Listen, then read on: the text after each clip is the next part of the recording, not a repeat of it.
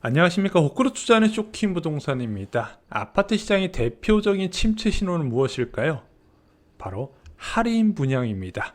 미분양 사태의 시행사가 분양가를 낮추어서 분양을 시행하는 부분이죠. 미분양 물량이 장기간 적체됐을 때 발생을 하게 됩니다. 그런데 이 할인 분양 서울에서 시작이 됐습니다. 영상 전에 구독으로 인생 바꾸시기 바랍니다. 오늘 내용 중요합니다.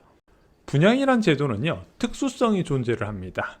일반적인 시세는요, 개인 간 거래에 의해서 형성되는 가격이에요. 그래서 공급자와 수요자의 심리에 의해서 결정이 됩니다. 이 심리에 따라서 매수자 우위 시장인지 매도자 우위 시장인지, 그래서 가격이 상승할지 떨어질지 예측을 할 수 있는 부분이죠. 반면에 분양가는요, 대량의 주택을 한꺼번에 공급하면서 적용되는 할인가예요. 당연히 시세보다 낮아야 되는 부분이죠.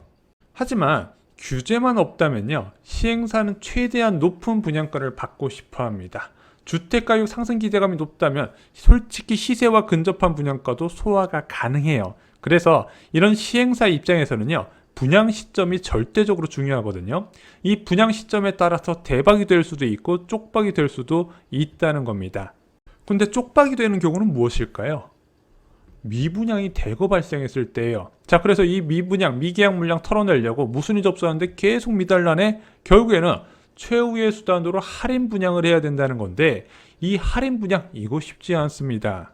왜냐면은 기존에 분양받았던 수분양자가 반발을 하는 거예요. 기존에 분양받았던 사람이 한 50% 되고 미분양 물량이 한 50% 되면은 이 50% 물량을 털어내기 위해서 할인 분양을 한다? 그러면은 미리 받았던 수분양자가 야, 우리는 7억에 분양받았는데 누구는 6억에 분양하냐? 말도 안 된다. 게다가 이렇게 할인 분양을 한다는 거는 기존에 계약했던 수분양자의 손실이 확정되는 분위기도 맞거든요. 우리는 6개월 만에 1억 원 날린 거다. 그래서 이런 이유 때문에 다른 우회적인 혜택 제공을 통해서 수요자를 찾으려고 해요. 확장비나 무상 옵션 제공이나 중도금 무이자, 이것도 안 되면은 비밀리에 비밀 서약서까지 써가면서 할인, 조금씩 할인을 해주게 됩니다. 굉장히 조심스럽게 접근을 해요. 10년 전에도요, 할인 분양에 대한 분쟁이 굉장히 많았어요. 당연히 미리 분양받은 사람은 자기네들 손실이 확정되다 보니까 죽을 각오로 이걸 막기 시작을 한 겁니다. 분신까지 일어나고 이제 할인 분양 세대의 이삿짐 입주까지도 막는 현상까지 나타나 버립니다. 그래서 일부 시행사는요, 기존 계약했던 사람들 분양가까지도 낮춰주게 돼요. 그래서 시행사 입장에서는 이 할인 분양이란 카드는 최후의 수단이라 다름이 없습니다. 그래서 이런 사태를 방지하기 위해서 많은 시행사가 분양가를 측정하기 전에요, 컨설팅을 받아요. 어떤 컨설팅을 받다? 분양이 가장 잘 되는 시점, 그리고 적정 분양가, 이 적정 분양가의 최악의 상황까지 대비를 한다는 부분이죠.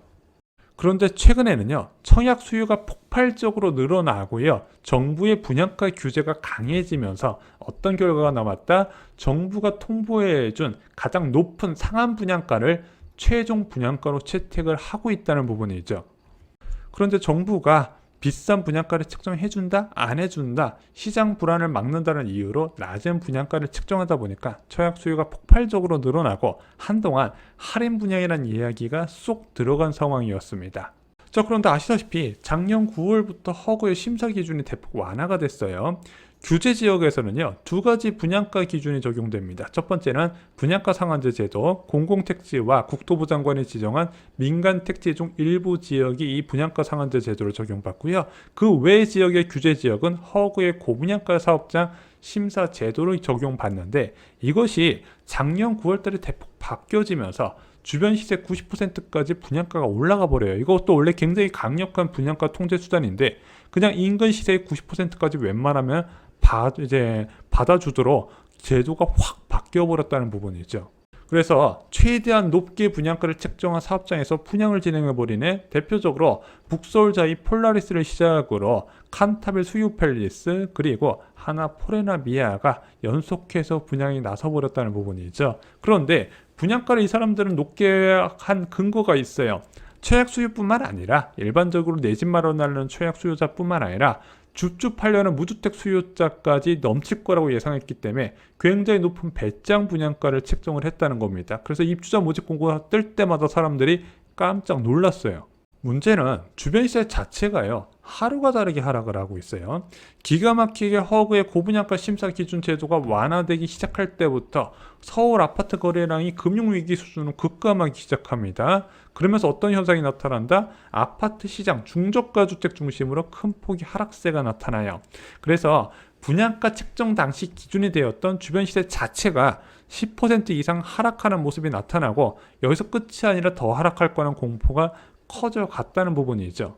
이것이 청약 결과에 빠르게 나타납니다. 당연히 미계약이 발생을 하겠죠. 주변 시세 90%의 분양인데 주변 시세가 뚝뚝 떨어지네. 그러면은 주변 시세랑 똑같이 공급하는 아파트, 나의 귀하디 귀한 청약 통장을 굳이 써가면서까지 여기에 청약 넣어야 돼? 사전 청약으로 싸게 공급되는 게 많은데 굳이 청약을 넣을 이유가 없어졌다는 부분이죠.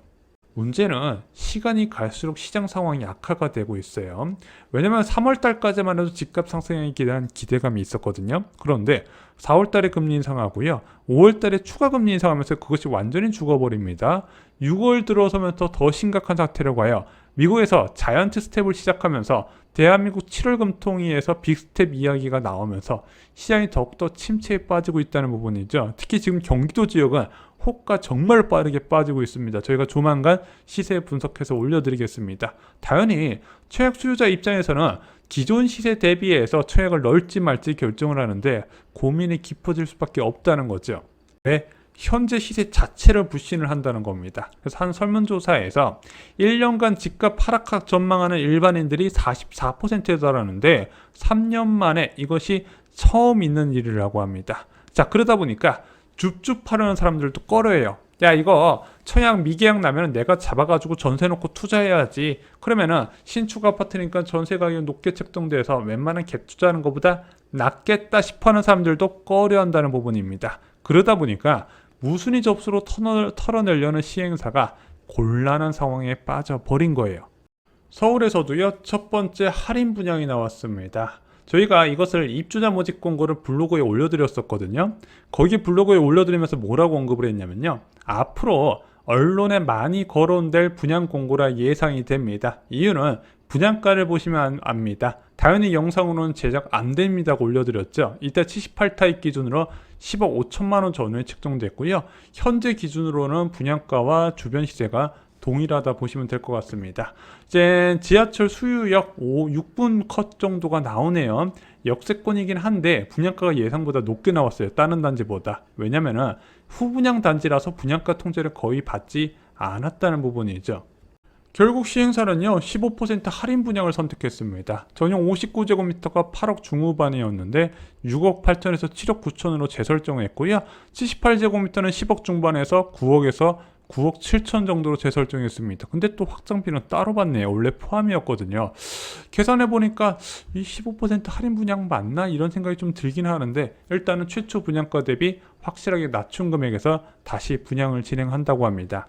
어찌됐든 2016년 이후에 거의 6년 만에 재등장했어요. 그래서 2016년의 마지막으로 할인 분양에 대한 기사가 꽤 많이 보입니다. 강서 그랜드 아이파크 주상복합을 비롯해서 어디까지 할인 분양했냐면요, 반포 레미안 아이파크도 할인 분양이 들어갔어요. 정확하게 할인 분양 들어간 게 아니라 할인 분양, 직접적으로 분양가를 깎아주기 이전에 나오는 다른 우회적인 할인 분양 혜택, 뭐 중도금 전액 무이자 혜택이나 발코니 무상 확장, 빌트인 김치냉장고 등의 혜택이 주어졌다. 이것으로 3천만 원에서 5천만 원 정도 할인 효과가 있었다. 이게 마지막이었거든요. 그 이후에 6년 만에 할인 분양이 다시 나온 건데, 앞으로 수도권의 이런 할인 분양 크게 늘어날 겁니다. 왜? 분양가를 보시면 안다 이거죠. 자, 그런데 역발상으로 서울의 할인 분양은 좀 잡아도 되지 않나, 이렇게 접근할 수도 있어요. 이런 기사 보셨죠? 너무 안 팔려 8억 파격 세일하던 그 아파트, 지금 가격이 식스센스급 반전 미분양에서 일약 스타가 된 아파트들, 대표적으로 강동구 고덕 아이파크 214제곱미터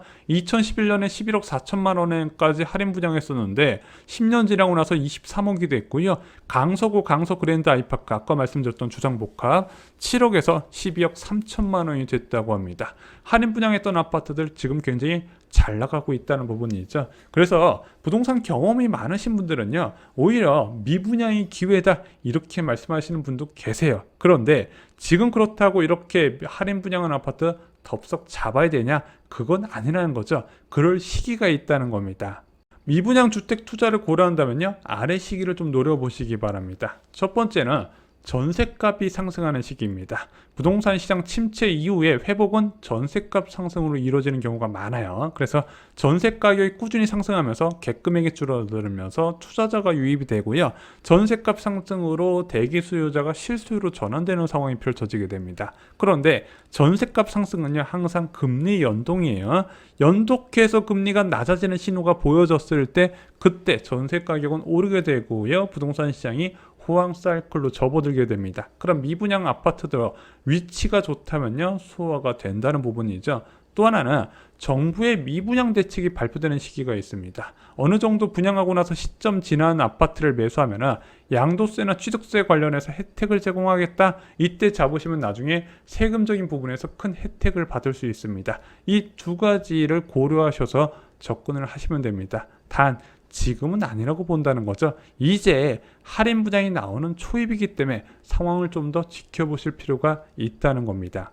참고로 분양가 상한제 적용 주택은 다르게 생각하셔야 됩니다. 지금은 허그의 고분양가 사업장 심사 기준 적용 아파트예요. 얘네들은 시세와 크게 차이 없이 공급되니까 할인 분양이 가능한 겁니다. 하지만 분양가 상한제 적용 주택은 현행법에서 60% 내외에서 공급되게 돼 있어요. 그렇게 설계가 돼 있다는 겁니다. 민간 택지 분양가 상한제는 어떻게 개편될지 알 수 없지만 공공택지에서 공급되는 것은 여전히 주변 시세 대비 저렴하게 공급돼요. 그래서 이런 공공택지에서 공급되는 분양가 상한제 적용 주택은요, 그냥 지금 분양이 가장 저렴하다고 생각하시고 적극적으로 청약에 임하셔야 된다는 거죠. 할인 분양 기대하고 절대 청약 미루지 마세요. 같은 청약이 아닙니다. 자, 현재 가장 똑똑한 내 집 마련 방법, 강력한 긴축 상황에서도 존재하는 로또 분양, 공공택지, 신도시 분양이라고 말씀드렸습니다. 엄청난 물량 쏟아질 겁니다. 이 엄청나게 쏟아지는 공급 물량의 정보와 당첨 꿀팁까지 총정리해 두었습니다. 어디에 당첨되느냐도 굉장히 중요하고, 이렇게 돈이 될 만한 당첨은요, 경쟁이 치열하기 때문에 미리부터 준비를 하셔야 된다는 겁니다. 청약으로 인생이 달라질 수 있다는 거 잊지 마시고요. 이상으로 영상 마치겠습니다. 좋아요, 구독, 공유 꼭 부탁드립니다. 감사합니다.